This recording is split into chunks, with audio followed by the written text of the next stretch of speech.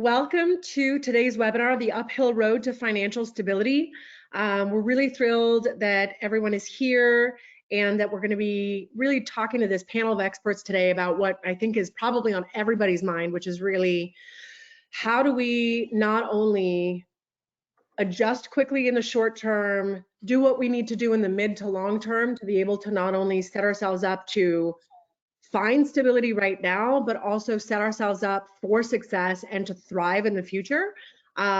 So first of all, for those of you who don't know me, my name is Liz McConomy. I am the moderator. This is back in the olden days when I was professional and I had my hair done and was at my office. So now I'm currently in my house and none of those things are immediately available to me, but I'm still making it work. So I'm the VP of Marketing at Amelia, and I'm really excited to be moderating today's panel. We've got such an awesome group with us that are going to be sharing with us not only their just wealth of knowledge about how to be able to succeed and find stability right now, but also insights and actionable ways that you guys can get started today with thinking differently about your organization and your agency to set yourselves up for success.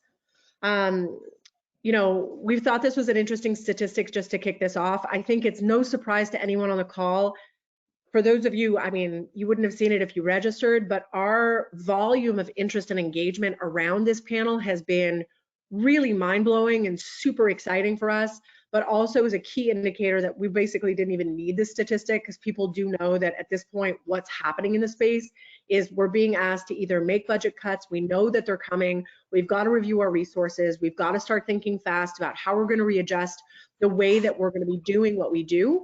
And I think this NRPA stat is obviously just further proof, if we needed it, that the current pandemic, I usually curse before I announce the pandemic, but I'm on a panel, so I'm going to try and keep it PG. But this current pandemic has set us up for intense work on the front end, but also it's giving us an opportunity to really rethink and retool the way that we do what we do.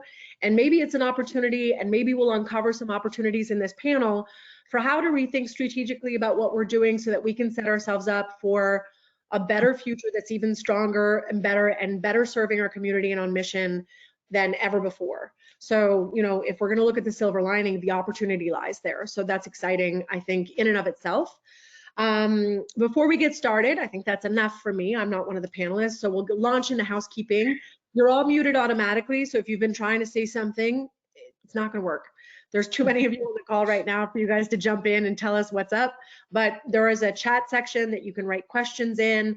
We'll be getting to the questions at the end of the session, but if you don't want to lose your train of thought while you're in the middle of the panel, jot them down in the chat and we'll get to them at the end. You'll be getting a recording of the webinar, so this session will be recorded. You'll be able to go, or the panel, you'll be able to go back in and dive into all the material that was covered. And at the end, we'd love to know what we did right, what we did wrong, what you'd love more of. So we'll be sending you a survey at the end just to try and get a sense of what we could do better and what we could do more of. So what are we going to be covering? This panel is really about financial stability, and financial stability is going to be first and foremost dictated by the current state of affairs, and we know what the current climate is right now. So we're going to talk about how the crisis is affecting local government budgets and service decisions. We're going to talk about how to approach resource allocation during a crisis. So not only thinking about managing the short term and the urgent term, but also how does that then unscale? So how does it scale back into the normal, or how does it get shut down completely to bring it back to normal? You've got to be thinking about how those blocks are all going to play into each other. Maintaining organizational transparency, accountability, and resilience. This is huge, right? In a crisis, that what people need to feel safe is the truth, or at least an idea that they're being told as much real information and as much truth as they can right now to feel like they've got a sense of control over what's going on around them. Because I think we can all agree, if there was ever anything that was going to make us feel a little bit out of control, it's not only a pandemic, but also murder hornets are a new thing to think about. We don't need to get into those today in the panel though, but they're stressful as a concept, let's be honest. There was like a bee outside my house. I freaked out last night. My husband was like, that's not happening up here. You're all right. I'm not sure I believe him. So service models for consideration for today and tomorrow. This is about again, it's not this idea of like, how do you react to the crisis and do these things and then hopefully it goes back to normal. This is about, okay, what are some things that the crisis is giving us an opportunity to uncover, dive into, fix, and improve and move forward? And so that's what's really exciting about this conversation here. It's not only going to set you up for how to think short term, it's how to set you up to think short term, midterm, into long term, and what the new normal could look like. We're given an opportunity to hit reset on some things. What does better look like? So we'll have conversations around that. And then of course, what to expect post-COVID. What are parks and recreation going to look like? What is the industry going to look like? What's the community going to need and want? And how can we best serve them? So obviously, we've got a lot on our plates, you guys. So we're going to dive right into it. I'm going to give each of the panelists an opportunity to introduce themselves, tell us a little bit more about who they are, and then we're going to dive straight into it. We'll have a couple of polls throughout the session just to get some feedback from you guys, see where you're at. We'll take the polls, share the results with you, but we're just going to keep going through the questions to leave room for the Q&A at the end to really let you guys ask your questions of our awesome group of panelists in front of us. All right, Chris, you're first. Okay. So I'm Chris Trapinski. I've been in the field as an administrator for about 25 years, and now as a consultant for the past 2 decades. I've always had a strong interest in the financial aspects of what we do. I guess I was almost a math major, so I'm really glad I didn't make that decision, but I do lean toward numbers, but always from a very philosophically and principally based place. So I served on the Board of Regents for the Rocky Mountain Revenue School for a number of years, and just have tried to find a way to help people look at the issues they're facing through a lens that really provides information and is principle-based and moves us all forward regardless of the circumstances.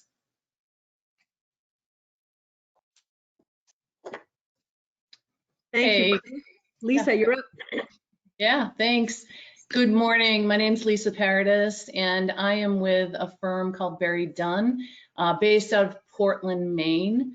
And we have 8 regional offices all over the country. I do master planning and strategic planning, feasibility studies, financial planning, and all that kind of work, consulting work nationwide. For 26 years, I was a director in Parks and Recreation until about 2 years ago. I went over to the dark side of consulting and had the privilege and honor to work with Jamie, who's one of our other panelists here with 110%, and then landed at Berry Dunn just last August. I've always, well, I would say for the last 10 plus years, I've had a penchant for financial sustainability modeling, because I really felt like it was something that was lacking. That is how Jamie and I came to be sisters from different parents in the world. We connected on this level and formed a fast friendship because of that. But it is something that has been a challenging topic to have promoted widely, and now really happy to kind of I'm happy to see this take hold now. Unfortunately, in the face of some big things happening in the country. So I'm honored and privileged to be here as one of your panelists today. Thank you. Thank you. We're thrilled to have you. All right, Janet. Thanks, Liz. Good morning, everyone. I'm Janet Bartnick. My professional career has mostly been in Missouri, where I was Parks and Recreation Director for a couple of communities outside of Kansas City. But now am the Executive Director of a Colorado Special District called Mountain Recreation, just west of Vail, in the mountains. It's hideous out here, by the way, you guys. It's not pretty or fun or beautiful or no open space, nothing like that. Love where we live, but I am interested in this. You know, I've had an opportunity in the few communities that I've worked to get to teach folks to think differently about the way we do the business of Parks and Recreation. And that is to say that there needs to be a balance. And I've always tried to focus on the balance between that social service model and the business model, and finding that sweet spot. I feel like if that pendulum swings too far to one side or the other, I think we get ourselves into a position where we really can't serve the community in the best way. And so I really enjoy the opportunity to get to participate in this webinar about resource allocation. Love it. Thank you, Janet. I'm sure it's terrible over there, so we'll take your word for it. Stacy. Hi, my name is Stacy Anaya. I'm the director of the Parks and Recreation Department for the city of Louisville. I've served in several other departments throughout the great state of Texas, from very large metropolitan districts to smaller communities and all in between. So, and through the course of my 20 years, I've gone through the tech bust, the 2008 drama, and seen that pendulum that Janet talked about is if you depend on social equity and don't look at the business model, and don't pay attention to the business model, how you're subject to those fluctuations in the economy and what your park fans, your participants can bear in terms of your services and your fees and the like. So I'm really excited to be a part of this panel. I wholeheartedly believe in the power of parks and recreation to bridge those gaps between haves and have-nots, whether that be access to financial resources or access to natural resources. And I think this is one of the key components for building a stable bridge that can always be there. Awesome. Thank you, Stacy. And last but not least, Jamie. Good day across time zones. I am Jamie Savak. I'm with 110%. I've spent the vast majority of my adult life in the public park and recreation space in some way, shape, or form. I've had the privilege of being a 20+ year practitioner. I spent quite a few years teaching in higher education, and then the last decade I've dedicated my life to consulting. I like Chris. I didn't know this about you, Chris. I was also almost a math major. I'm glad I wasn't, but it did provide me a platform to gravitate to this kind of work. And another thing Chris and I have in common is we both served for the City of Boulder, Colorado Park and Recreation Department. And that was really, for me, my gateway into cost recovery conversations and efforts. Because I was there during the Great Recession, and it was an interesting time to say the least. But I too, like again, our panelists, understand the critical importance of this work. I'm an advocate for it, and I think Janet said it quite well. A lot of what we talk about is balancing our interests in social service and the nobility of our world and our profession with the fiscal realities that we face and have been facing, but now they're a bit more extreme, to say the least. So I'm happy to be a part of the conversation. I appreciate the opportunity to be part of this group of really special colleagues and appreciate the invitation. So looking forward to today's discussions. Awesome. Love it. All right. Well, obviously, we've got a pretty amazing group of women here on this panel that are going to be talking to us about cost recovery and resource allocation. So let's dive into it. We're going to start with the first poll. So now for all the participants and those that are listening in, this is your time to give us your answers first. So Nick is going to put, oh, I forgot to talk about Nick. Nick is the producer on the behind the scenes. So if you were wondering who the man's voice was that told us we were going to get started, and then you found all of the people on webcam could not have that voice, that's because he's in the background, not lurking, just being very supportive of all of us. So he's going to put a poll up and get the answers. Whenever you're ready, Nick, you can put those up and we will gather your answers. Amazing. So we wanted to know more about the budget cut your organization is currently experiencing during the crisis.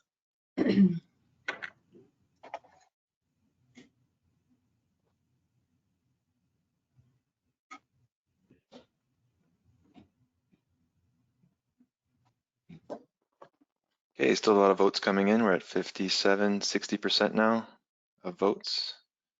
Another few seconds.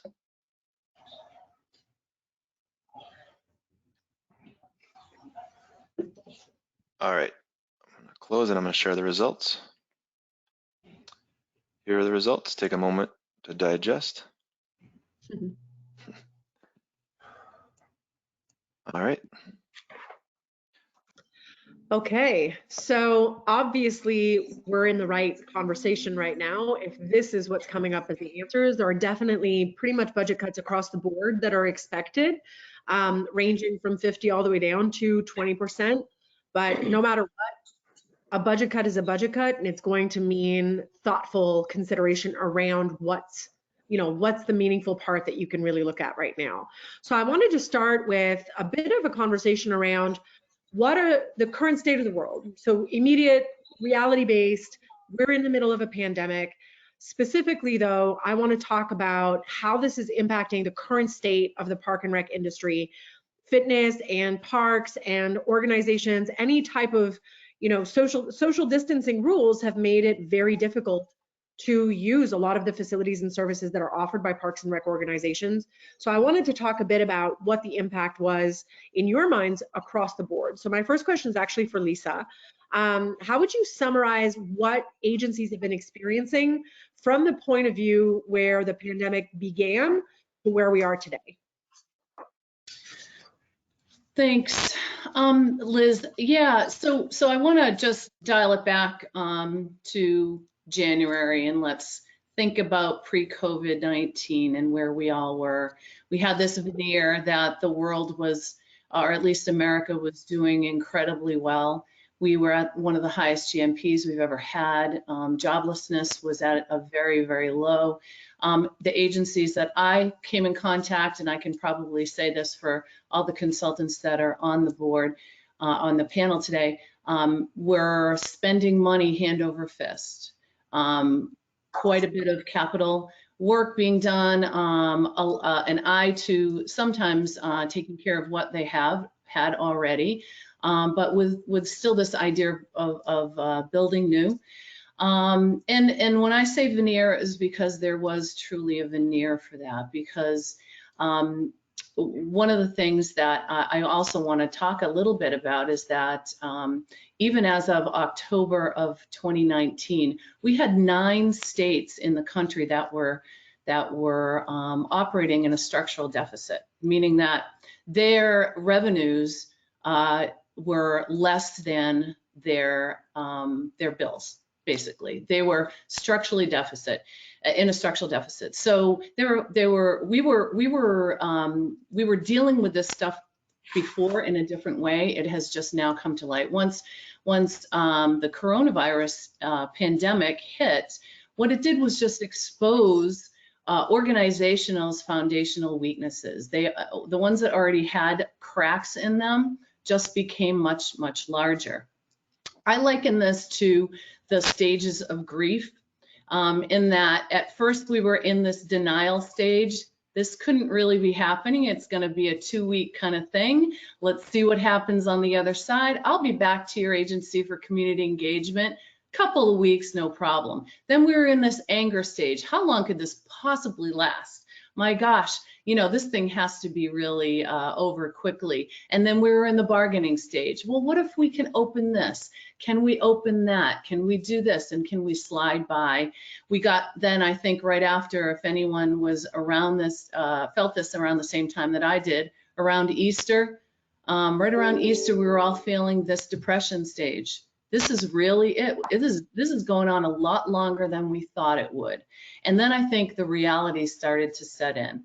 So the last part of that, those stages of grief, is acceptance. And for me, acceptance also means that you have to decide what you're going to do with that. And for that, that means that you can decide to respond and then manage the changes that need to happen. And that's the stage that organizations, agencies across the country are doing. And they're dealing with it very differently.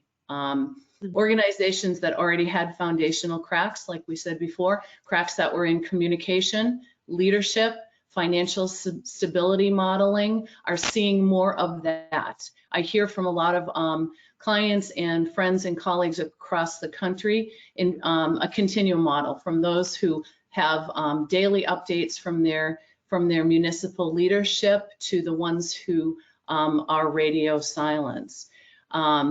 We've had an enormous number of furloughs and people laid off in organizations, and I think the prevailing thought out there, of course, is one of somewhat of fear, anxiety, and uncertainty. Of course, most of that uncertainty is driven by the lack of communication, oftentimes by the leadership. one of the things that I also wanted to say was that we all know too that House Bill 6201, which was the Family Cares Act, did not provide for municipal bailouts, right? And so that we're talking about that right now. From a political standpoint, that's a real hot button. And most of it has to do with, going back to what I said before, was this reality that a lot of states were in structural deficit, floating bonds for stuff, and they were already in financial trouble. So the ability for an entire political mechanism to bail out governments is going to be slow because it's already tied up in what else were we bailing out from before.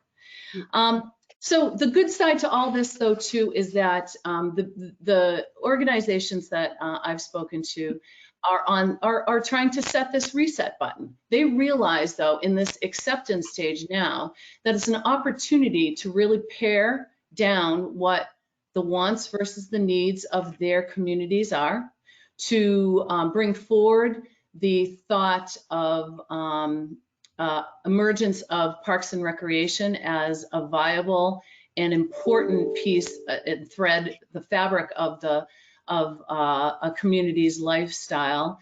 They're looking toward their core philosophy and trying to understand a little bit better just what that is and how to align service delivery with that core philosophy. So I will just say, though, too, we are in a different stage now, and I liken it. In fact, I read an article in the New York Times over the weekend that said, that compared this to post 9/11. After 9/11, we were all at first shocked that we were going to have to take our shoes off and our belts off and do all that kind of crazy stuff going through security. Now it's a norm. And that is our new norm. So we are at that stage of acceptance and realizing a new norm. And part of that also has to do, of course, what we're talking about today is how we financially structure our systems so that we can allocate resources both equitably and to the community's most important needs. Excellent. I love, I mean, there'd been an article out, but I love the comparison of the stages of grief. I thought when I first heard about that, it really resonated with me as well. And what I liked I liked everything you said, but what I thought was really interesting about what you said was we're at that stage of acceptance, which is hitting reset and looking to take action. So, which kind of leads me to a bit of my next question. So Chris, speaking of the actions that people are looking to build right now or looking to take, what do you anticipate are going to be some of the most obvious challenges that the majority will face in the short term? And I mean, Lisa, I want to thank you for your answer. I thought there was so much good stuff in there, but just talking about the action and the challenges that we're going to face, I wanted to know, Chris, what do you think the next 3 months are going to look like in terms of the big challenges that we're looking to try and tackle right now? Yeah, I think my work at Greenplay and with GP Red, our educational research partner, leads me to believe that one of the first challenges we're going to have is just being in the right frame of mind for this. You got to take care of yourself so you can help lead and help others. The world around us is different. Your office space and work tools are different. You've got to make time for your own physical and emotional recreation. We've got to accept that the ever-changing information and waiting for direction is our reality. However, don't wait for them to come up with answers in areas that you can influence. You have to be part of them because decisions will be made for you if you're not there to influence them. And you might not like what those decisions are. And avoid thinking that the quicker we can get through this and back to what was, the better, because it's not going to be the same. You thought things have been tight in the past. Well, another layer of the onion just got peeled back in a very big way. The second challenge I see is believing in and being able to tell the story of who we are and what is our purpose. We are not the services we provide. These programs and services are just the way we fulfill our mission and purpose. We're not fitness activities. We're the spaces and places for physical activity. We're not senior centers. We weave the social fabric, but we bring people together and stimulate their minds. We are not, excuse me just a second. We're not special events. We create connections and promote joy. So we know and understand the people in our communities better than most, and we can change what we provide and how we provide it in order to fulfill our purpose. So what's needed now kind of is the definition of essential. It's not about getting back to where we were. It's providing value now by responding to big community issues, the pulse of the community, and making ourselves as valuable as we can as part of that solution. You know, GP Red has done a lot of disaster resiliency work, showing that the more stressed the community is, the greater the need for places and programs that promote health and physical activity and stress management and access to nature. Isolation, we know, can severely impact immune system response and healing time, and social engagement is proven support for mental health. So having those places available, especially outdoors right now, is crucial to reduce anxiety and promote healing and a return to normalcy, or at least a new normal. So what is improving quality of life by assuring the access, but we're also providing meals, we're providing childcare for essential service workers and summer camps so that people can go back to work. And we're sheltering the homeless and providing spaces for emergency response. And as we can, we're phasing in other opportunities with new rules. So doing what needs to be done now in the face of what we have to deal with. The third challenge I see is how we get it done really matters. And here's what we have to deal with. You know, you thought you were playing basketball and now you're playing football. The rules have changed. You've just mastered the piano and now you've been handed a guitar and asked to play a complex tune. NRPA and the state associations and local regions, they've all done a great job in banding together right now to speak with one voice and to convene the sharing of ideas and resources. So you need to take advantage of that. But be aware, what works elsewhere might not be the best thing for you or the right timing right now, because we have communities on the upside, the flat, and the downside of the curve. We are rural and urban, we are sales tax funded and property tax funded. Outdoor and indoor focus. So there's lots of differences in what's going on. So take and use what you can.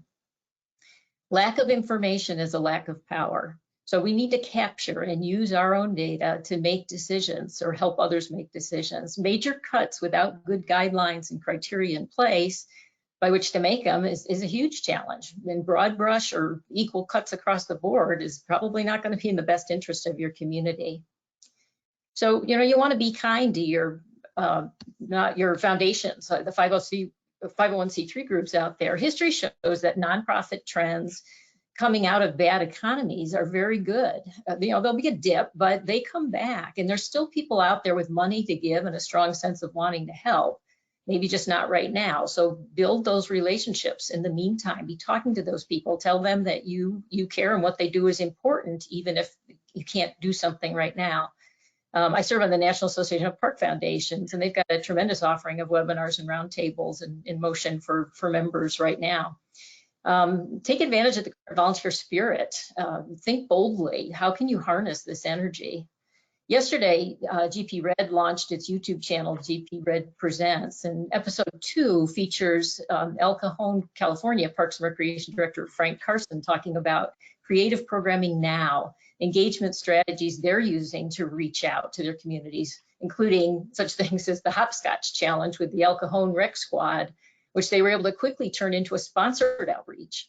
Their council support to offer free virtual classes for this summer, he talked about, and reporting that 60% of the participation in their efforts is from folks they've never served before.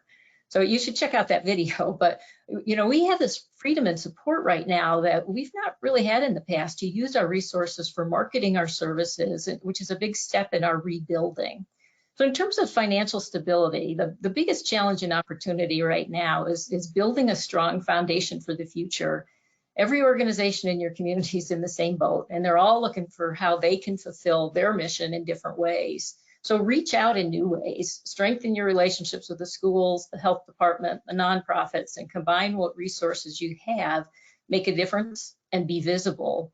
This is going to build the foundation for the future funding from taxes, fees, and other contributions, and how you put that back together again. I love that. So much good stuff in there. Thank you. I literally wrote like half a page of notes on that whole thing. So I think though it was really insightful, and some of the things I really loved was the idea of, you know, it's easy to get bogged down in the what do I need to do to figure out how to move all the pieces and not look up and think how how am I needed? How am I needed right now as an organization? And thinking about how you are by default essential. It's not about what is only essential to your organization, but how your organizations and agencies are critical to the health, mental and physical of your communities, and how you can support them in those meaningful ways. I just think that's really a powerful thing to keep remembering, because it's so easy to get just weighed down by the logistics that you need to manage, but the impact that you're making is so great. So thank you for that, Chris. And Jamie, it just leads me into a question that I really wanted to ask you, which is, knowing that we're in a mindset shift, we're in the middle of thinking essential, we're looking around us about how we're going to adjust to the rules and how we're going to make sure that this isn't about a one-size-fits-all solution that can be applied to every agency. Knowing that in the short term, there's a lot of quick adjustments that need to be made. When it comes to the midterm or long term, I'm thinking September into kind of Q4 into 2021, what do you think the big challenges are going to be for organizations that are just coming out of the crisis mode mindset? And what challenges are they going to be faced with? Sure, thanks, Liz. And I appreciate Lisa and Chris's perspectives. I like the building block approach here to the question about challenges in general. My perspective is, and it's primarily built on the fact that I've been spending the last 6 to 8 weeks really focused on this more post-recovery and reopening strategy work. And I think one of the biggest challenges in front of everyone in our field, in this park and recreation industry space, particularly in the public sector, is going to be thinking and acting beyond the more immediate recovery and reopening strategy discussion. And when I say immediate, I think that really it broaches, the next couple of months, the next 3 to 6 months, even into the end of 2020. And we've got to recognize this is not going to be an easy exercise, certainly, but it's going to be absolutely necessary. So I think for the purposes of our panel discussion today, I'd put the 3, what I consider to be kind of umbrella challenges for the next 6 to 12 months into 3 buckets. And the first would be the money as foundational, then optimization of our systems and organizations, and then finally accepting and working within this new reality. I find myself staying away from the word normal in any way, shape, or form. Arguably, I'm not sure that normal was good for most in our country the way it was. It may have been comfortable for quite a few, but I'm not sure it was best for our society. But if we start with, the challenge around just the basics, the fundamental, the foundation of money, I see it as organizations being required to quantify the financial implications of the pandemic. And this isn't going to be just in our current budget exercise or even thinking about 2021's budget, but forecasting for the next few years and creating these operating scenarios for 2021, 2022, and potentially even 23 and 24.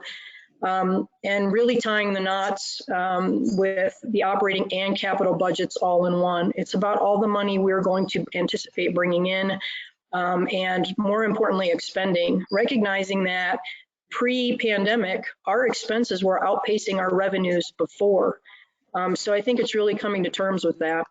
And I think it's going to be critical that organizations come to terms as well with the financial implications and grasping and understanding their cost of doing business at a micro level, not just looking at, the bottom line, if you will, but really understanding the costs associated with delivering all of our services. And this does connect the dots to need and essential, and that's a bigger conversation, but I think we've got to be very cautious that we don't presume and assume that parks and recreation as a whole is essential any longer. Maybe some of the things that we do are essential, but we need to understand that there are elements of our system that are essential and that affect community need, but not everything we were doing does. And it's understanding that very basic premise so that we can really be thoughtful about how we're going to invest taxpayer dollars. What this all really means in terms of the money is doing the math, kind of going back to our introductions. What do we expect to come in? What are things going to cost us? And what's the difference? And then making intelligent and rational decisions about what needs to change in the immediate, as well as what we project changing for the long term. Bottom line is, and I say this often, if you can't write the checks, nothing else matters. So every decision we make begins and ends with the dollars and cents. The second bucket for me in terms of challenge is optimization. Again, this notion of how do we optimize our systems and our organizations. We've got more than 30 million people unemployed in the US, and frankly, that number likely dwarfs the reality. Many people didn't get their claims processed. Many people don't have access. And we also need to understand that the service industry, of which Parks and Recreation is a huge, significant part of, have been hardest hit by the pandemic. So our economic landscape in many communities has changed dramatically, and it's likely going to be changed for the foreseeable future, if not into perpetuity. So I'm anticipating many are going to focus on how to bring back furloughed employees, but with large portions of budgets being dedicated to personnel in public parks and recreation, and I think the average is 60 to 70%, which is incredibly profound in terms of statement. This is going to be a very hard thing to do, is to keep all of our employees or bring back all of our furloughed employees in some instances. I think the more innovative organizations are going to dedicate their energies to how to repurpose their staffs to serve broader communities in broader ways. And this is already being done in some circumstances. But I believe that we're going to see the creation of the reinvention of things like the Civilian Conservation Corps, which interestingly enough, and ironically came as a result of the Great Depression, and similar efforts to employ people in our communities to serve the park and recreation needs that so many communities are thirsty for. And knowing the tremendous costs of unemployment, which include financial, emotional, and social costs, I think organizations understand that they're going to have to be more efficient and not subsidize waste. And they're going to be charged with reinvesting staff resources differently, possibly repurposing them entirely. And that leads to paring down our service menus. We're going to have a laser focus on collaborative efforts, real community need, and being more thoughtful and intelligent about not providing everything to everyone all the time, which has been our mantra, unfortunately. And then finally, the third bucket is accepting and working within this new reality. In quite a few presentations, I will frequently ask the question, if you had the chance to rebuild or build your system from scratch, would you design and construct it in such a way that it would look like it does today? And I cannot recall, honestly, anyone ever responding yes to that question, which is very profound in and of itself.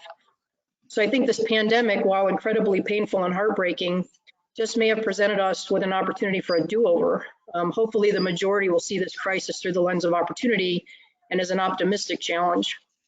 This is going to require us not to succumb to short-term memory loss like many did 12 years ago after the Great Recession, where we've got plans to go back to the way things were before the pandemic. Preparation and planning for difficult work and conversations is going to require that we do homework, and that agencies use data and information to tell their stories to illustrate this new reality. There's going to be a lot of tough work ahead, and we're going to have some really interesting failures along the way.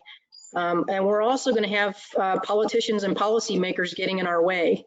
So it's going to be really important that we put our best foot forward and become teachers in many ways, so that citizens and staff and policymakers understand how things will have to change and why things will have to be different.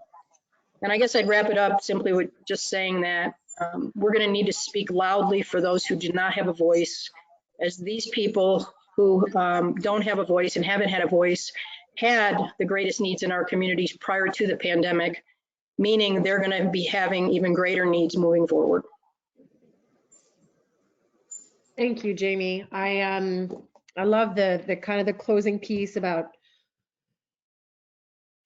you know, there's an opportunity for us to really use our voices and to shine a light on what the struggles have been within our communities that haven't been able to really get spoken about enough or really get highlighted enough, because sometimes it's not that they get lost in the shuffle, but if the problem persists, the problem becomes just part of the background at a certain point. It becomes just a given. And I think, to your point, we've got an opportunity to look at this through the optimistic lens of maybe this is a chance to do some things over that we just maybe don't think we did right the first time, or that we inherited from an organization that we joined at some point. And we've got an opportunity now to take a look at something that we inherited from a structure prior to us and say, all right, well, I'm being given an opportunity to kind of like blow some stuff up and build some new paths for us. And how can I build that?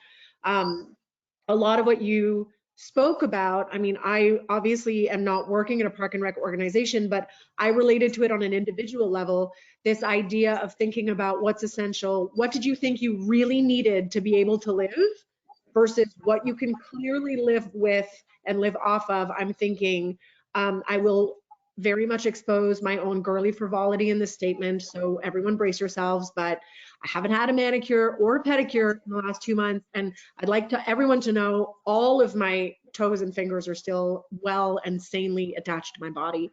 And I thought they were essential. They were essential to my mental health. They were essential to my feeling good about myself. I'm still as sane as I can be. And frankly, I feel great. I think I'm pretty awesome regardless of having a manicure. And that's just a way for me to be able to readjust and maybe take a look at some savings and some opportunities there. And I don't mean, honestly, to make light of the major statement that you made, Jamie, but I think it's such a relatable way to start thinking in the grand scheme of things about we're just being given an opportunity as individuals, as agencies, as businesses, as organizations to rethink what we always thought was critical for us, and then to take a look at how we can do better, how we can make more with what we've got. So thank you for that. I thought that was really powerful and really clear with money, optimization, and acceptance as kind of the three challenges or the three solutions we need to be leaning towards. I know we're not getting to Q&A, but I thought there was an interesting comment from Jane Addams that talked about in the stages of grief that after acceptance comes meaning, and it's the opportunity to dig deeper in the meaning of who we are as Parks and Rec, opportunities for individuals, families, neighborhoods, and communities. And I thought it just tied in so well with what you were saying, Jamie. This is the idea for us to reflect on who did we get in this to be, and how can we get closer to that in the choices that we're making as organizations today. So thanks again. We're going to move into another section right now. This one's much more tied to cost recovery and resource allocation. I think we've identified current state, what the challenges are, but one of the common threads through all three of the answers that we got was it's really important for us to be thinking about our finances and thinking about what are the essential elements that need to stay, and then how do we then go in and strip out from there and figure out how to reallocate our resources. So many of your answers had touched on that already. There are many things that an agency can do to start preparing or taking the right steps towards those budget cuts or preparing for this new reality. I'm trying not to say normal too, Jamie. That was a good call out, so I appreciate it. When researching what a cost recovery or resource allocation project truly delivers, there have been three common kind of themes that have emerged. And the three of them across the board, when thinking about cost recovery or taking a really frank look at what it is that you're spending on, has been resilience. So if anything happened, how could you bounce back? We're learning right now whether or not we were prepared for the bounce back protection that we need. Transparency, be honest. You've got to be real about where you're at. You've got to be real about what your struggles are. You've got to be real about what maybe you haven't been doing right, and you can right that wrong right at this moment. I just said right 8 times, apologies. And accountability. So how do you hold yourself accountable, hold your staff, your organization, everyone around you accountable for, how do you hold yourselves accountable to stay true to that plan and to stay on track? So this brings me to Lisa. And Lisa, I wanted to ask you about this idea of transparency and accountability within organizations. Tell me about how the cost recovery or resource allocation works to create that transparency and accountability that we're talking about. Yeah, so thank you. That was a great question. And I'm going to refer back to a couple of things that both Chris and Jamie said. I'm going to first start with culture, though, too, that I think is the driving force of any kind of implementation when it comes to philosophical change in any organization. And again, I guess that also goes back to my earlier comments about foundation of organizations and how they're set up to respond to and manage change. Culture is a huge issue, and it's a huge factor in how you deal with change and how you can implement any kind of financial sustainability model, especially one that's founded on cost recovery. But the cost recovery process in and of itself, and I can say this both as a practitioner and then also as a consultant to other agencies who were tackling this kind of method for their financial stability, is really it's not easy. It can be made easier by having the right things in place. But as Jamie said, you know, if you can't write the check, nothing else matters. So while it's not easy, it's crucially important to do for organizations to position themselves well in a whole host of ways. Because it's not easy, it's why it's one of the things that organizations don't tackle. It is a kick the can down the curb kind of thing where they think that either a consultant has to come in to do this kind of work, or that they don't have the tools necessary within their own organization to tackle something like this. That said, one of the reasons, or a couple of the reasons for tackling or really lifting back the veil, if anyone's ever seen that show, I think it's still on, it's called Bar Rescue, and this guy, John Taffer, goes in. Some people are, you know, some of the panelists are nodding their heads. They know what I'm talking about. He goes in and does this thing where he says they're gonna lift back the veil of the people's, you know, accounting in their books, their bookkeeping. And of course, it's always, you know, just an awful, nasty mess. And that's, you know, obviously not what we're hoping for in the Park and Rec world, but oftentimes that's one of the reasons why organizations don't tackle any kind of financial change within their organizations, because they don't want to shine a light on some of the deficiencies that are inherent in our, and historically inherent in our world. Historically, we're not set up from an education standpoint and from a very philosophical, altruistic, you know, inner core. The people that we are in the Park and Rec world are not necessarily the people who are business minded, and so our tendencies are toward how can we do more for less, and we'll just adapt.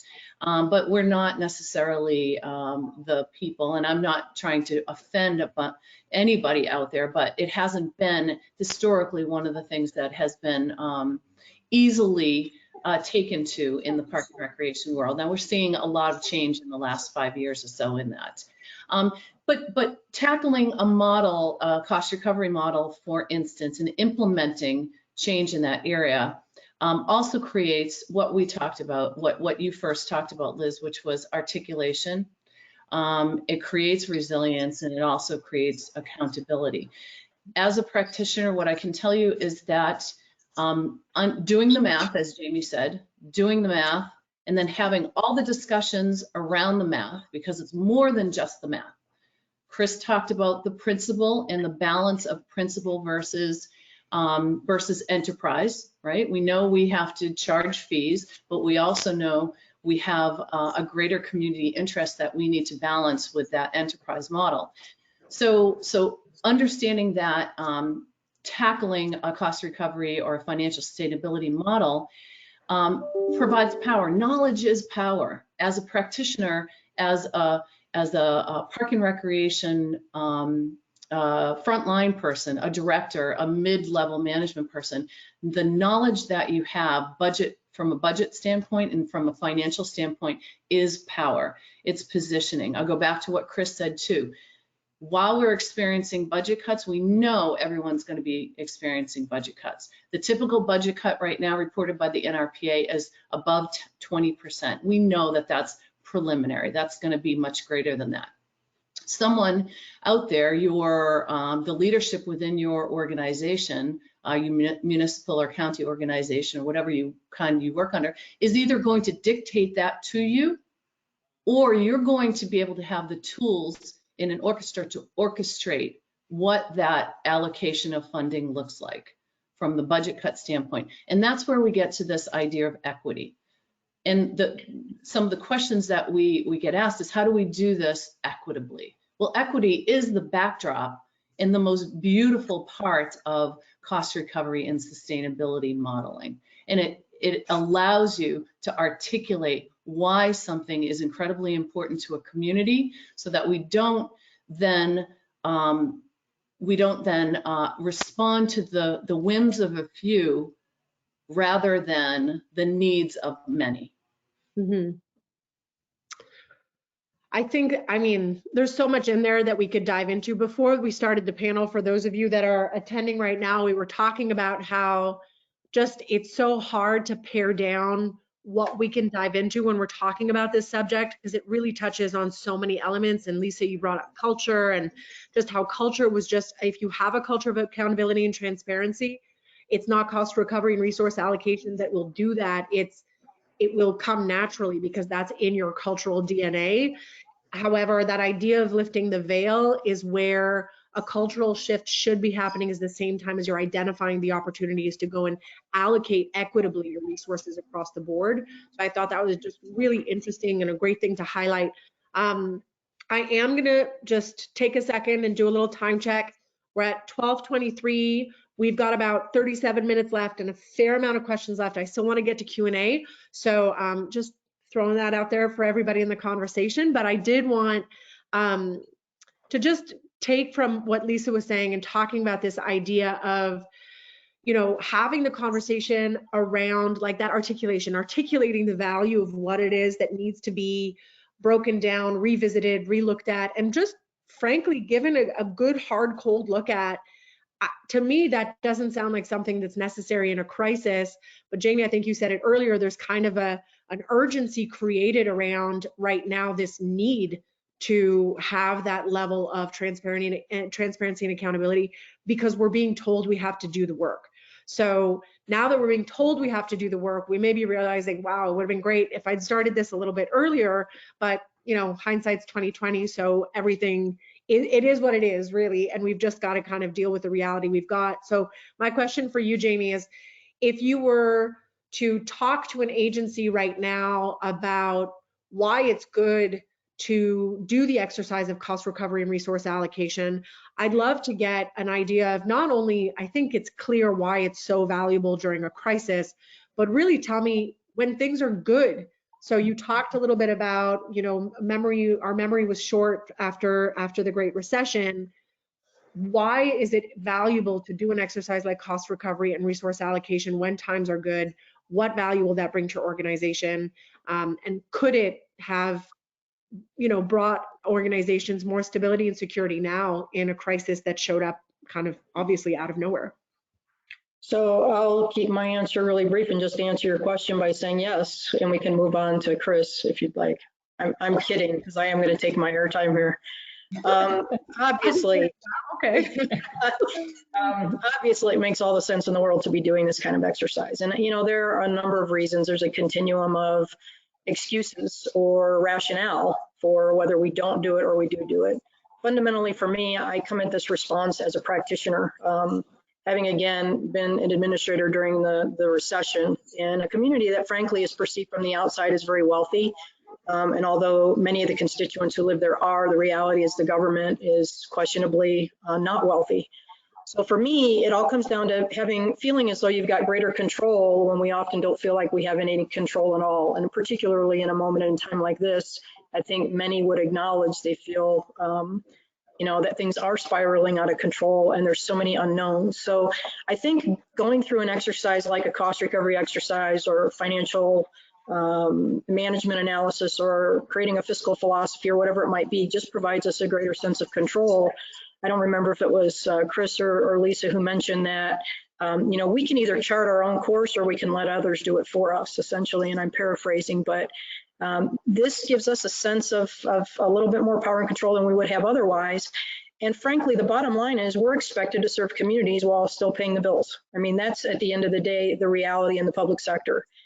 I like to think about it very personally. You know, if we were to think about this question and the whys or why nots, if we think about it in terms of our own lives for a moment, you know we have to pay the rent or we've got to pay the mortgage, we have monthly utilities, we got a phone bill, we've got an internet bill. Likely today you have a Netflix bill and a Prime bill and all these other bills. We got to pay for food. And maybe if we can, which not very many people can, we want to put something away for, you know, a rainy day when the roof leaks or it's got to be replaced. And when we take all that, we do the math and we tally that up and we see what the total is, we compare and contrast that with how much we bring in. And if we can't make ends meet, we have to come up with an alternative. And it's down to one or two things. We either make more money or we spend less. That's it at the end of the day. So we go through some type of cost recovery exercise every single day as individuals, but we don't always apply that in our work. And that's where I think, unfortunately, our field has some limited business acumen in some corners of the world. The past decade has been one of the most troubling from my perspective. I felt like we were waiting. Uh-oh. That's not just me. Are we all seeing her freeze? For the shoe to drop. Growth was simply unsustainable. Ask ourselves whether or not.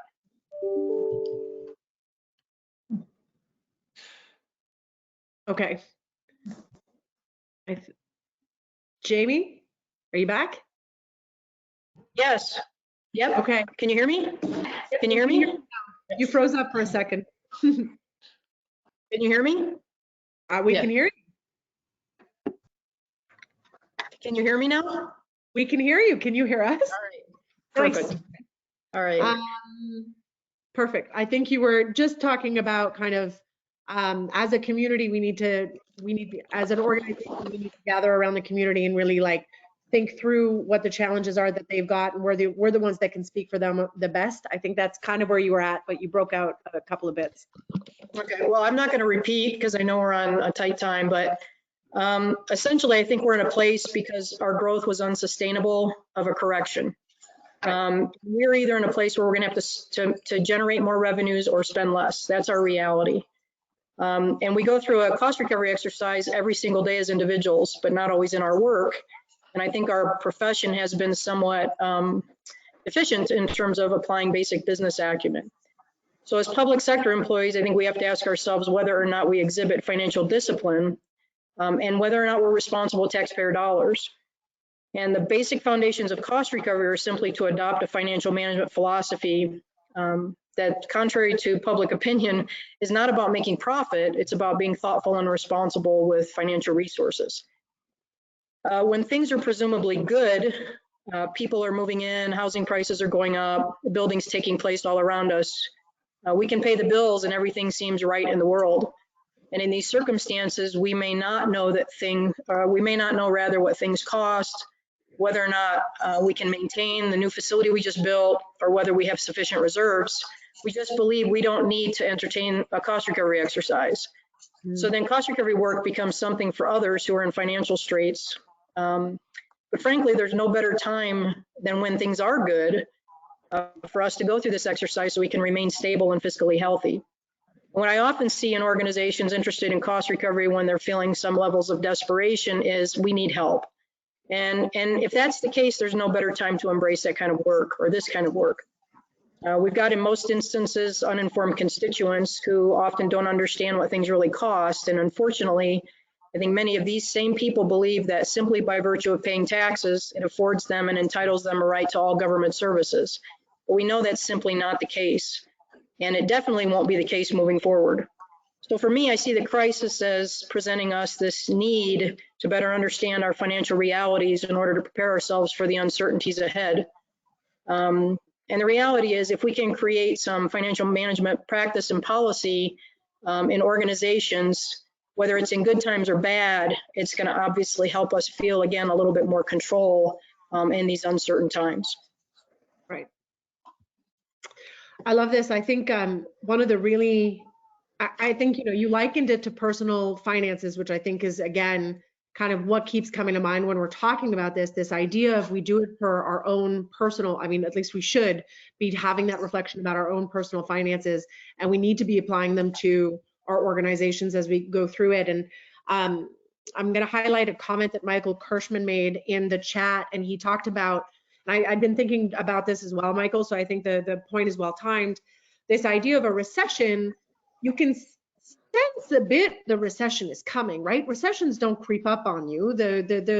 It's in the wind, the changes in the air. You've got a good idea of what's coming. You can see trends that are trending towards a recession. A pandemic kind of hits in the middle of nowhere, out of nowhere. You can't really prepare yourself for it. And even if you could, it's not 6 to 9 to a year's worth of 6 to 9 months or a year's worth of preparation. It's, oh, I should have known. Do you guys, no, we're good. Okay. I should have known that, you know, it's not, I should have known that this was coming. Maybe there were rumblings about it early on in 2020, but the truth is, you know, we don't know what's going to hit until it hits us when it's a pandemic or a virus like this. So you're absolutely right, Michael. There's a whirlwind factor that comes to play here, especially in this pandemic, that makes it feel even more like whiplash, right? This idea of like, holy smokes, everything's changed and it's moving so quickly. And I think that it's hard to think about being a visionary for the future. Like Michael says, it's really more about how do you stay in the moment and kind of handle the frenetic vibe of what's happening right now while planning for the future. So Michael, we will be getting to that question, your last question at the end. I'm going to be asking Janet and Stacey to share their thoughts on that for us. So I'm going to jump over to Chris right now. Chris, I just really quickly, I know you've got thoughts on this subject, so I wanted you to kind of share with us what you can. It can be really overwhelming on a good day when you think you've got good financial stability and things are going well to think about cost recovery and resource allocation, whether on a personal level and you need to see a financial advisor or on a professional level and for your organization, just thinking about where to begin, how to do it. What would you say, if you could, are some of the main reasons why people would be reticent to jump into projects like this? And tell me how you would help us learn how to not be afraid and embrace a project like cost recovery and resource allocation to set us up for success. Well, I think part of the issue is the word itself, or the term, the cost recovery. And people, I call it the cost recovery conundrum. We have been cost recovering for years in Parks and Recreation Finance, but we haven't been as intentional about it as we should. And so when you put the term out there, some people misunderstand it. They don't want to use it, or it's been misused in the past. So it's been maybe a little bit corrupted into what people think that is, and that's what makes them afraid of it.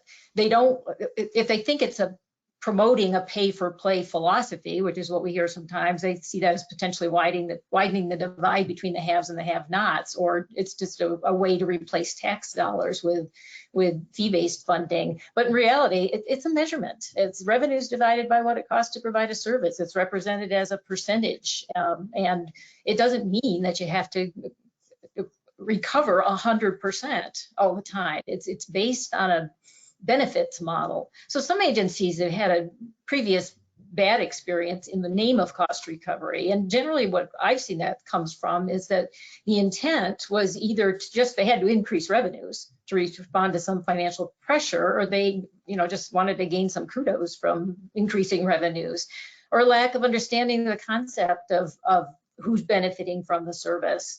The community or the individual who's partaking, or a lack of discipline and integrity in exploring those benefits, and instead allowing the approach to waft into which service is more important or which has the higher stature due to its ability to attract revenues. And neither of those is a good basis for a cost recovery philosophy. So what that's done is it's pitted employees against each other, caused agencies loss sometimes of important programs, and frankly, it's tipped the scales away from mission-based core programs to less essential offerings. And that just isn't what cost recovery studies are all about. As Jamie and Lisa both said, it's a business practice that is about accountability and transparency and responsibility with how we use those dollars. So some staff and policy board members believe that cost recovery means you need to recover all of the costs, and that's simply not true. How you count things makes a difference. So what you're counting is your cost, but if you're not counting things, it doesn't mean they don't exist.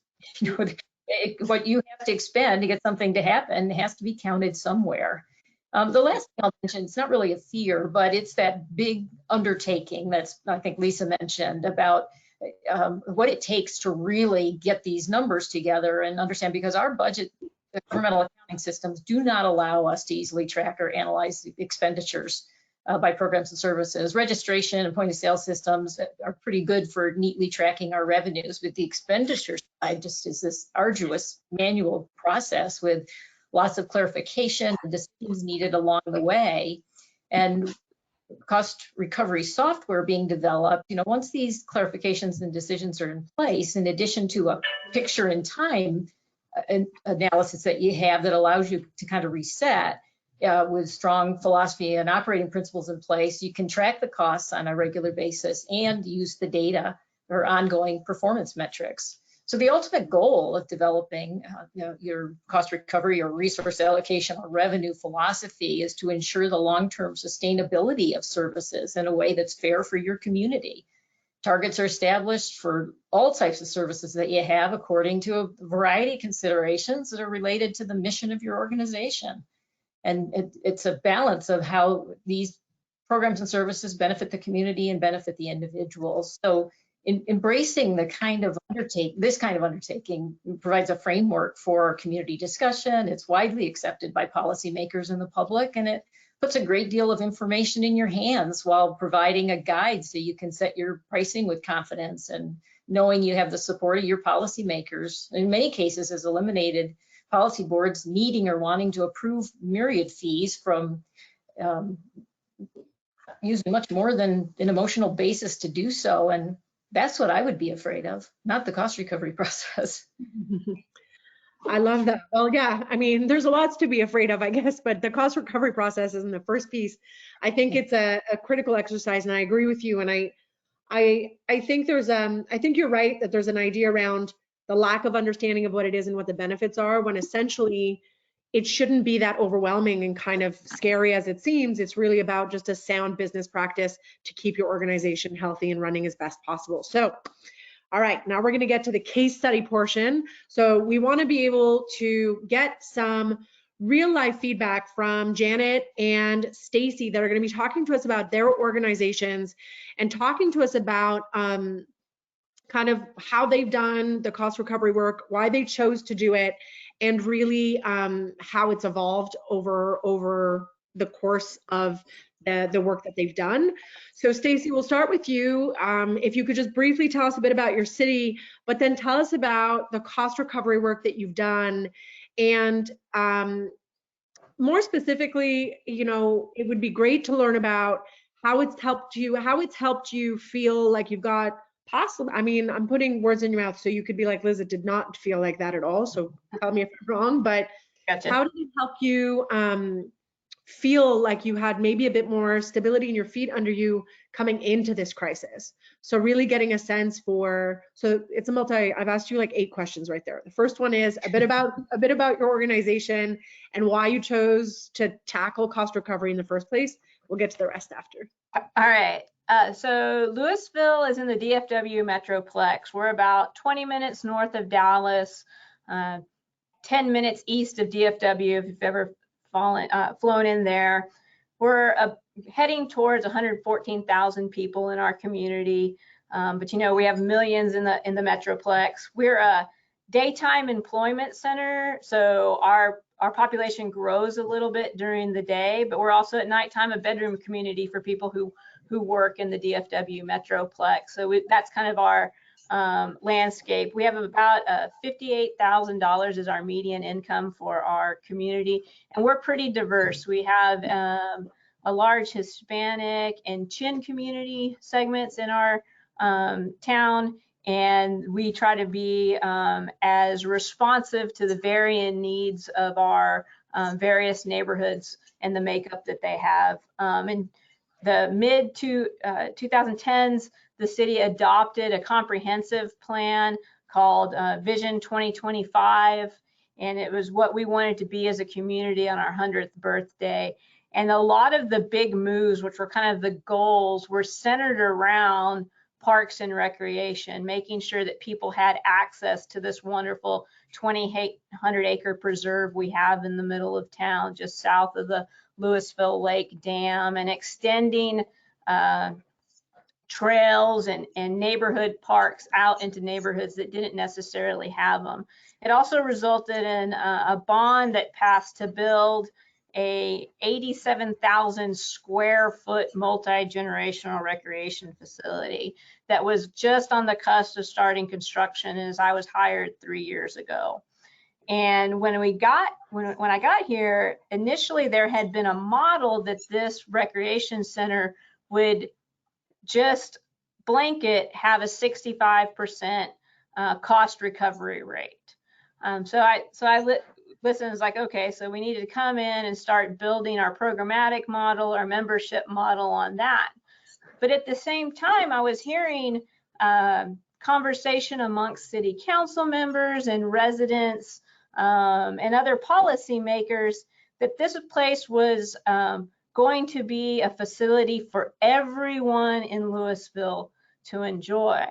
Well, it's 87,000 square feet and has a natatorium inside it. And so the idea that we would make a 65% cost recovery on that, but be able to offer access to everyone in Louisville, those were sort of competing messages. So one of the good things is I have a very, I have a bold and strong city manager. And so I went to her and said, hey, I have concerns that we're setting ourselves up for failure.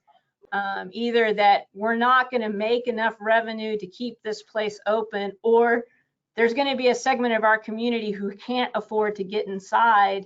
Maybe we should have a conversation not only about this facility, but how we structure our financial model for all of our other parts of our park system that are still as important as this new building, our Thrive Recreation Center, is going to be. And so we started that conversation, and she was foresightful enough to say, hey, we need city council and we need stakeholders and we need your entire staff and the staff of other city departments to be involved in setting our cost recovery model and a continuum. And it was about creating balance between social equity and the new shiny things that the community wants and is demanding now, and deciding what's important. And it was mainly driven so that we could get to the day that we were going to open this facility. But what it's turned into is an incredible model for us to look in the wake of what's happening with the pandemic. I have tons of notes. I'm loving this whole conversation. Full disclosure, I'm 100% nerding out on cost recovery and just everything and the value that it brings and just all the insights you guys are bringing. So I'm personally learning a lot, but also it's just the way you're phrasing things that just is creating even more insight, and I really appreciate that. One of the great things you said, Stacy, is about this idea of the community wants these shiny new things, but we need to be able to deliver value in a socially equitable way across the entire community, right? What everybody wants that's shiny and new is fun and exciting, but there are fundamental essentials that people in some cases depend on your organizations to be bringing to them. And so it's striking the balance between those two. So thank you just for telling us a bit more about what motivated and inspired you to get into the cost recovery work, and that it's helped you have that kind of reactive,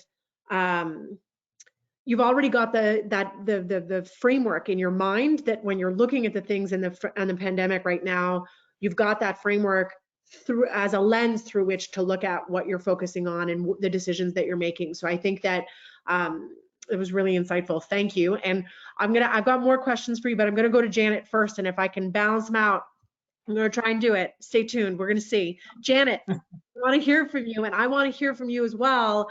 Tell me a bit about the city you're representing, but also what got you into cost recovery work? How did it evolve? And has it helped you feel like you've got a stronger footing in light of this kind of, big surprise that is coronavirus right now? So I actually don't work for a city. Colorado special districts, and you wouldn't know that.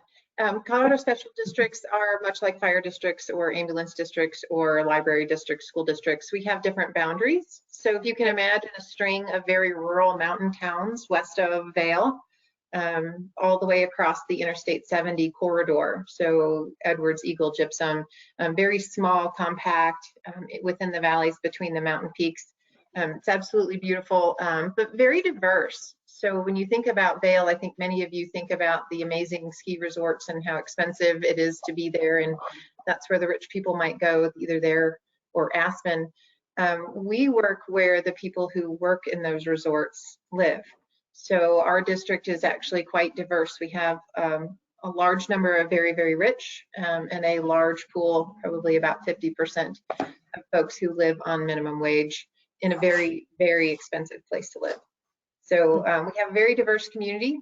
Our district was founded in 1980 with the original purpose of just operating an outdoor pool in Eagle, and has grown to a full service recreation district, operating 3 major facilities in our 3 service hubs of Edwards, Eagle, and Gypsum. Those are a field house, a pool and ice rink, and a full-blown recreation center. Being in the rural mountain towns and being a district, we cannot survive without our partners. So I think partnerships is something to throw in as you're thinking about how you look at your resiliency and ensuring that the things that you do can be associated with other folks as well, as much as possible, using those tax dollars efficiently and effectively. Colorado special districts are only allowed to levy property taxes, so we don't have access to sales taxes. So in some ways that made us a little bit more immune to some of the impacts based on the loss of sales taxes over the course of the pandemic, the last 6 or 8 weeks. But it doesn't help us in the long run as we look at adding facilities. I know, having worked in Missouri, that sales tax is a huge tool to be able to use to fund programs and facilities over there. How we got into this business of looking at our revenue policy, we call it revenue policy here, is that the board flipped in 2016. Previous to my working for mountain recreation, the district was operated very much on the idea that 100% cost recovery was a necessity. They were very, very leanly staffed. Customer service was poor. There were a lot of issues related to our service delivery to a wide range of folks in the community. Much like Stacy said, you know, as I said, the diverse community, we were able to afford services to those who could pay for them. But those folks who were not able to afford programming were out of service. They were not able to receive any kind of service from us.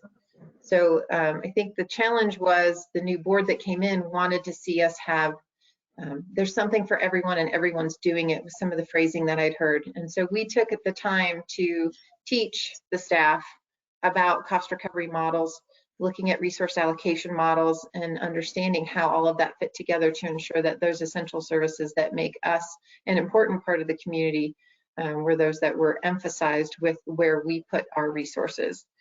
So I would say that part of it was to change the way we do business.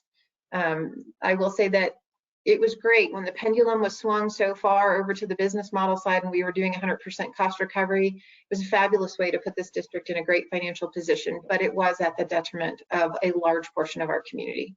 So I think that's where bringing us back to swing that pendulum back to the center, not all the way over to social service. We can't afford to do that. We're too small to operate this big a district in such a rural area of only 25,000 people.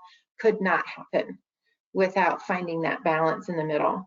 And allocating resources in the right places.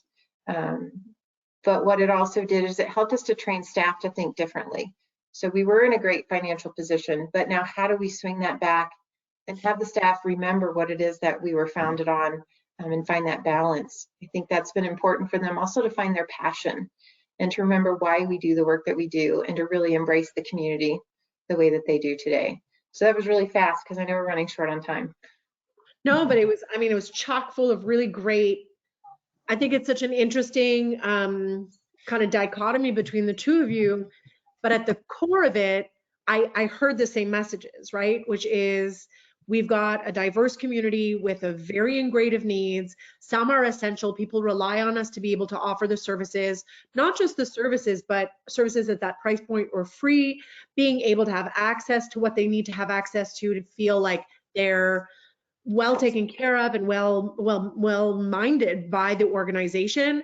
I think it's regardless of, and I'm generalizing, but the sense I'm getting is that regardless of what the individual makeup of the community looks like, there's always going to be the group that is relying on the essential services and the group that can access the needed or wanted or kind of hot hot services at that moment.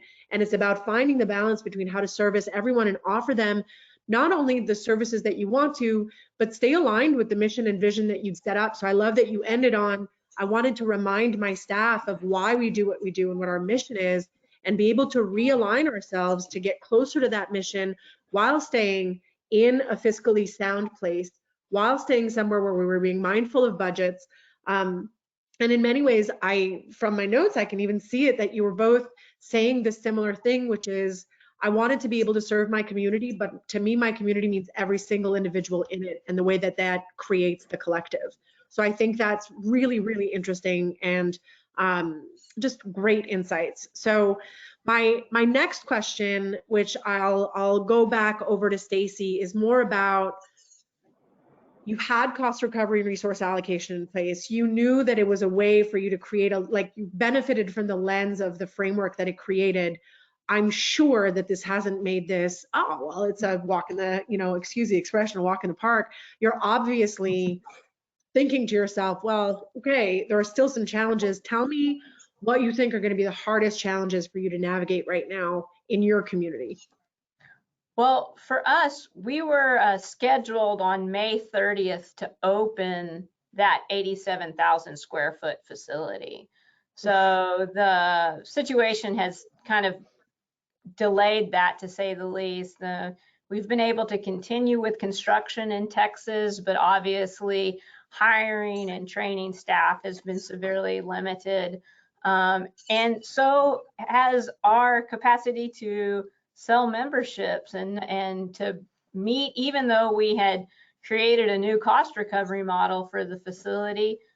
I think that the model was based on some assumptions that, yes, we could lower our memberships to give greater access to a greater number of people in our community, with a back end idea of those programs that were more individual based, specialized for specific individuals, that we were going to be able to get that price point up to closer to the cost recovery, a higher cost recovery percentage. Well, now we don't know what the capacity of people to even pay for the baseline membership, and if there is going to be the disposable income for that.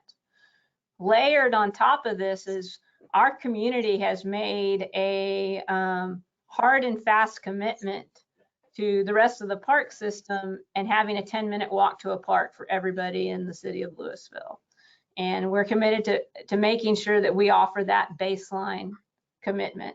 And if you looked at our cost recovery model, you would see it was based on access, and then providing specialized programs with maybe a higher price point for that individual based thing. So the great thing about it is both Jamie and Chris mentioned it, is it's almost like the slate has been wiped clean, and we need to use our continuums that we had a collective discussion and decision made on what's most important to use property tax dollars on, right? What is most important to use what's going to be left of sales tax revenues in our community on, and that's access and some of those beginner programs, right? And so it's going to be that roadmap that we use for what moves forward and how we realign staff. It's going to be the point of saying, hey, you know what? Historically underperforming programs in terms of cost recovery and participation, it's time to let go of some of those sacred cows and move to maybe a more progressive model of service delivery. Mm-hmm. Wow, I didn't realize that the center, the facility hadn't opened yet. I mean, talk about what feels like cursed timing. My goodness, honestly, I'm just sorry to hear it, and I'm sure that that's super stressful for you. So I know this isn't the place to say it, but Stacey, I'm sorry that you're undergoing that stress on top of everything. Oy. Can imagine. So, well, of course, but what I find interesting is that immediately you were able to identify, okay, based on the model we did, these are all the challenges we know we're going to have. We've got pricing based at an individual level where we thought we were going to be getting more here. We know that's probably not coming.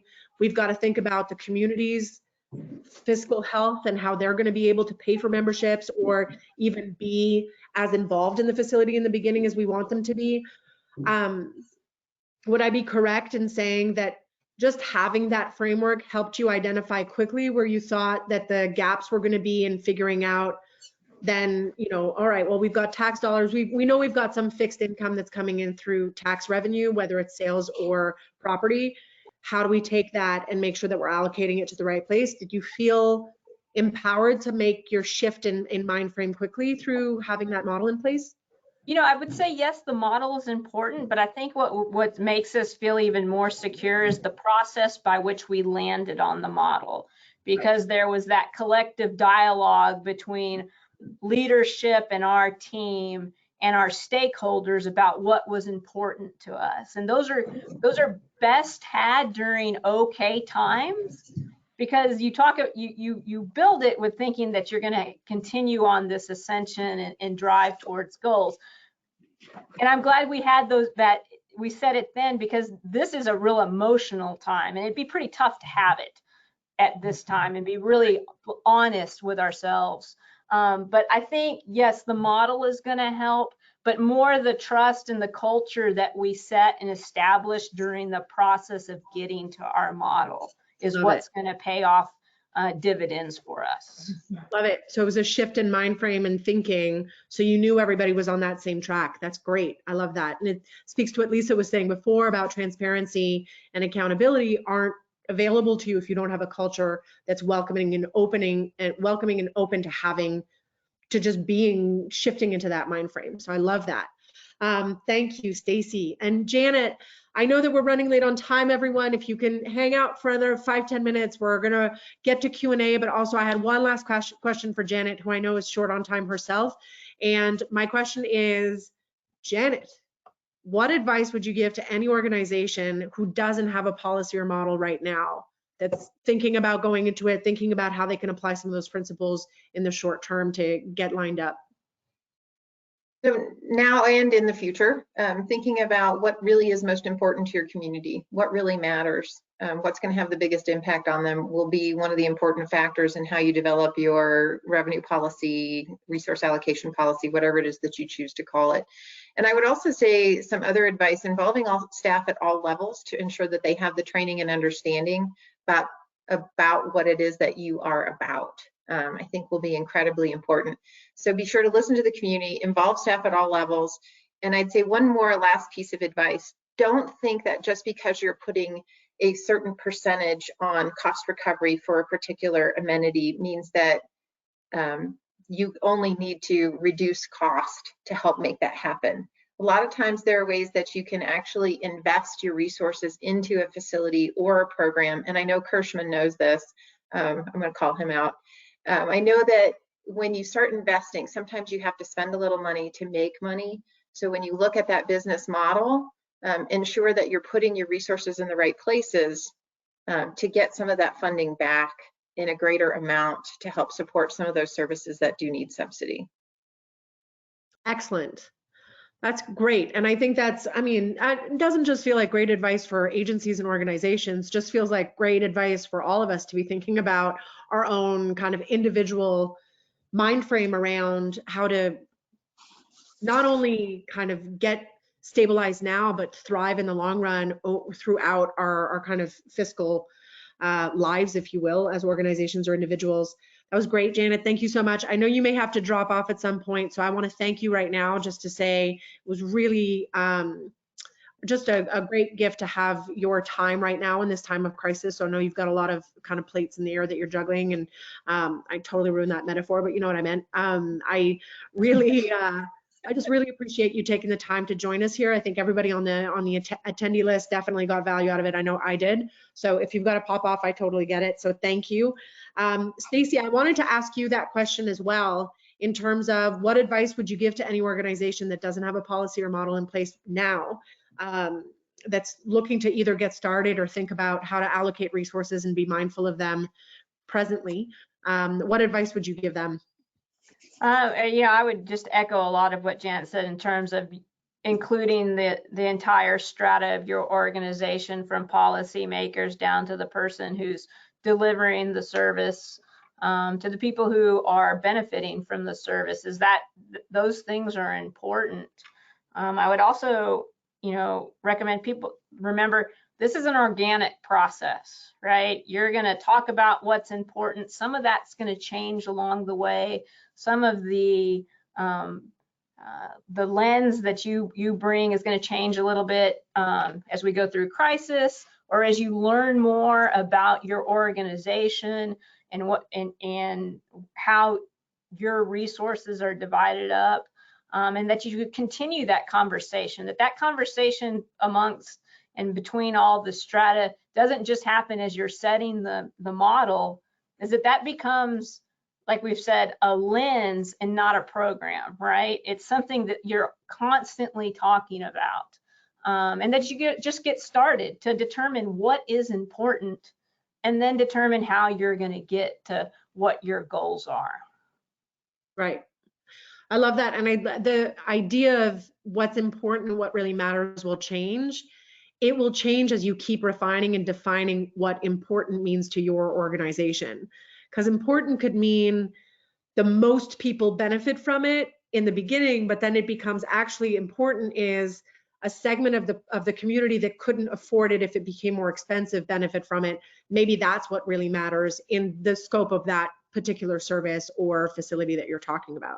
So I think that's really insightful. We do have some questions, and I wanted to launch into them. So I see a couple of attendees dropping off, but some are staying strong. So ladies, if you guys still have a couple of minutes, I'd love to dive into some of these questions. One specifically for Chris, which was, have you given thought to the types of information agencies should have or need to gather so they have power, was used in air quotes. And that was a question from Jane Adams, just asking about how, what should you have or gather in terms of info to feel empowered when you're going to bat?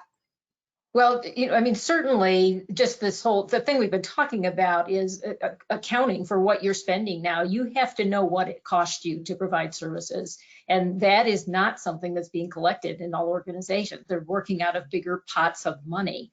But more specifically to right now, what people can be collecting is information about the demands being made on the system right now, that people want and desire these services, and they're not able to get them. And so it's a little bit of collecting what's the current status of what's going on, so that you can use that information to further justify as things get back on track, or you're further down the road and there are funding decisions to be made. You've got to really tap into the pulse of the community, and what they're really telling us is essential to them during these times. Interesting. I like that a lot. And I think I love the idea of just, leveraging this idea of, like, we always said this was important, but look at how much it's in demand right now in a time of crisis. This is critical for us. And I think that's really a great insight. So there was a question here from Maureen Doherty in regards to identify, quantify, and prioritize what is essential. It seems that maintenance is more essential through the pandemic than anything, anybody that would feel less than, or that would maybe feel it wouldn't be that much priority in the beginning. But it's funny how when you talk about shedding a light on essential, right? You're in a pandemic, all of us are worried about touching anything. And so, at least when we're outside, my house is clean, but there's a fear there, right? So the idea is, how do you start thinking about what is essential? And I think also, how does that, I'm going to add to it, but how does that evolve outside of pandemic times? Do all departments need to create a list of priorities and positions moving forward? Jamie, I'm going to throw that one to you. Tell me your thoughts on how to define essential.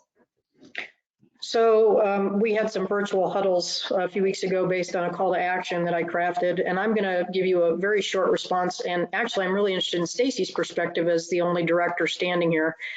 But for me, there's a cautionary tale in asking the community because they're going to gravitate more towards demand and desire and want, in contrast to kind of the real gritty essential services in a community.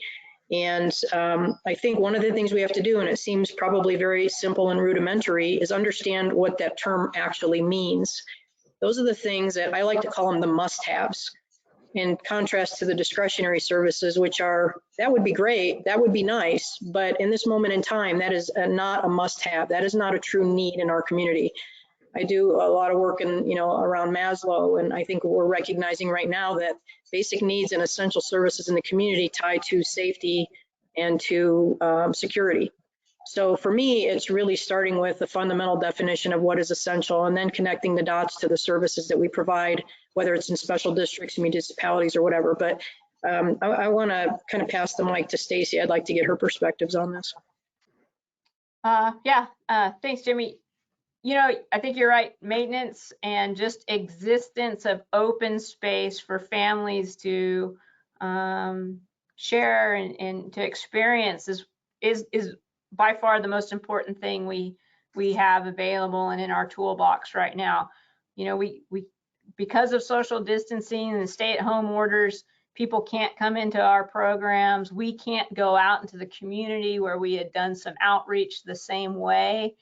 And we just need to provide the spaces for families to get out from, those four walls that they're trapped in for their safety, which is a good thing. But every once in a while, you got to get outside and just get some fresh air and walk around and stretch the legs and hear the birds. And those are important. One of the toughest things for us during this time right now, as I mentioned, that we're very committed to the 10-minute walk to a park idea. And we only have 60% of our community living within a 10-minute walk to a park. And the way that we had bridged that gap in the interim before we're able to buy a piece of property or develop it in certain areas or create a partnership with our school district to allow schoolyards to be accessed as parks and out of school time, is we were deploying a mobile recreation unit. And we can't do that now. We can't go to where the people are. And so our recognition now is what that deprivation of not having a quality open space to walk to from your home is highlighted right now, because in those areas we are seeing increased calls for police service, increased need for social services to help the survival of those in those communities. And so I think right now, yes, maintenance is of high importance, and we are redirecting staff to make sure that the places we do have, the open space we have, is safe as possible, to remind people to social distance, to clean off restrooms and common touch areas, even though playgrounds are closed. So it has become most important for us now. Thank you, Stacy. I'm just going to jump in just quickly, piggyback on that 2 seconds, just to say that I think that one of the things that I'm hearing too is that we're in this triage role right now. So it's triage, like, if you're old enough like me, remember the MASH thing where there's, helicopters with wounded victims, and we're dealing with that kind of thing. And there's this idea that we're doing this triage kind of thing, and that's necessary. And maybe maintenance at this point, and I think that's a great question from Dr. Mo, by the way. Maureen, thank you. She's awesome. And they're in Maryland, but so they're dealing with a lot of this too, of course. But there's a difference between, what we're experiencing now in terms of triage, and then the normalizing of priority. And I guess I just want to make sure that we focus the lens after we're kind of through that triage piece to a lens of priority that still has some of those elements of the triage that we're doing now and normalizes forward, so that we're looking at priorities in a different way, but making sure that we're still doing that, not that we're gonna get back to let's start up all the programs not the same way, but let's just influx all of our agencies with the programs that they had before. That shouldn't be the goal. There should be a way of prioritizing that acts a little bit like triage still. And Liz, I think tapping into the pulse of the community and what they want and need right now, I'm going to take it back to what I talked about, is we are not the services we offer. We are the outcomes of those services that we offer. And so what those needs that we want to tap into are those more basic needs. What are we trying to accomplish through whatever activity or path it is we choose, or feel is the right thing to provide to get to those kinds of needs in the community, and not a specific service. Because we know we have a lot of people out there that are just demanding that, you know, they want a certain sport, or they want something else to come back right away, and we've got to go beyond that. Excellent. That's a great point. Thank you, guys. Those are such insightful answers. And I think just jumping off from what Chris was talking about, that we're not, the services that we offer, we're the sum of our parts, which is our mission and our vision and our service to the community. I'm obviously using the royal we. I know I'm excluded from this, but you know, I want to be part of the gang, you guys. So I'm using we. I wanted to talk a bit about, there was a question that came in that was about the possibility of rewriting mission statements that are laser focused rather than the quality of life message that shows up in those statements. This is a question from Jane Adams. She wants to get your thoughts on, is this, you know, what do you think about this? I mean, I'd add to that, is this the time? I don't know if the immediate is the time, but I think the reflection is necessary right now, but my vote is nil. So I'll start with Lisa, if you could weigh in on the idea of rewriting mission statements that are more laser focused rather than a broad stroke quality of life statement. Yeah,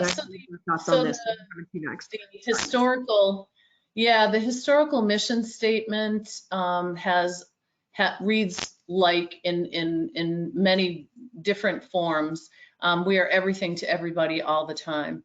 And so as this whole panel spoke about, one of the things that we're trying to tease out here is figuring out what the needs versus the wants of our communities are. And when you have a baseline that is, we are everything to everybody all the time, it lends a too broad spectrum to invite everything into that. And it doesn't give any meat to the bone when you're trying to make management decisions about how to allocate your resources. So on the one side, it's we understand that from the altruistic side, you know, we are social service organizations that require us and allow us to do that kind of work and to have those broad mission statements. But it's going to require us to really look, in my perspective, not at laser focused mission statements, but mission statements that tap into community needs in a way that are equitable, that provide and invite equity, and that are not exclusive, but inclusive of all of the things that a community, the community's priorities. And I think back to what Chris, obviously Stacey and Jamie all said though too, that is a defining rod that needs to be a divining rod that needs to be utilized by an organization. So mission statements, while I don't believe that they should be necessarily laser focused, they need to be more focused than they are now. Excellent. Thank you, Lisa. And Jamie, I'll jump to you on this one because I know you've spoken a lot about just how important it is to be on mission and really thinking about that at this time. So I'd love to hear your thoughts on the idea of, you know, rewriting mission statements and rethinking them. Yeah, so I've got a lot of perspectives and theories around this issue, but I am in alignment quite a bit with Lisa. I think her and I both use that, everything to everybody all the time, or we provide for the quality of life of our residents, blah, blah, blah. It's not really served us well, and it, in this moment in time, will not serve us well. I'm kind of poking the bear a little bit and thinking that we need to rethink mission statements as a whole.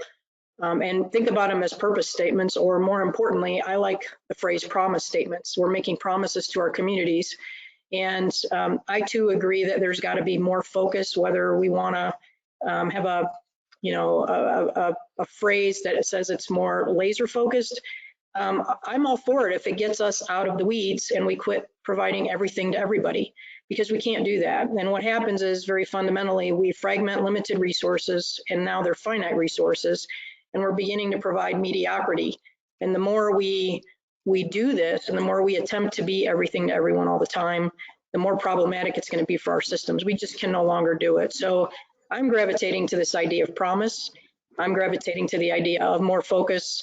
And I think if agencies, whether or not they have a current mission statement, I don't think there's going to be a better moment in time than right now to rewrite what that statement, that promise, that purpose, that mission, whatever it is, that exists for them, because they're going to need that to defend and rationalize some really difficult decisions moving forward.